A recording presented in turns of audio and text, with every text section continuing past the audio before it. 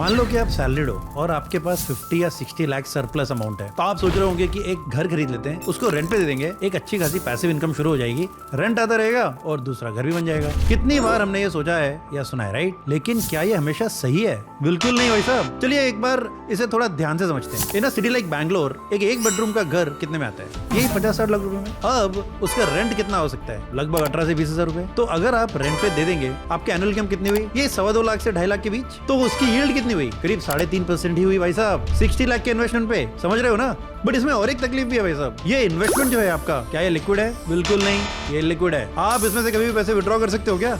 नहीं। तो घर से पैसे निकालना उतना आसान नहीं होता है। आपका पैसा लॉक हो गया, उसके ऊपर और क्या क्या चीजें प्रॉब्लम्स है इसमें, मेंटेनेंस कॉस्ट ले लो, taxes, other expenses that reduce your returns. अब इसको एक अलग सिंपल इन्वेस्टमेंट से कंपेयर करते हैं। मान लो ये 60 लाख रुपए आपने किसी अच्छे म्यूचुअल फंड में इन्वेस्ट कर दिए और आपको मिनिमम 10% आता है। एक मैंने लोअर एंड पकड़ा है, हिस्टोरिक एवरेज। तो आपका साल की इनकम कितनी हुई? 6 लाख। वहाँ कितनी हो रही थी? 2.5 लाख। एक ह्यूज गैप है भाई साहब। प्लस म्यूचुअल फंड में लिक्विडिटी भी है, आप अगर जब चाहे पैसे निकाल सकते हो। ये टैक्स एफिशिएंट भी होता है। इसलिए घर खरीदो लेकिन रहने के लिए, मगर इन्वेस्टमेंट के लिए आपको सोचना चाहिए।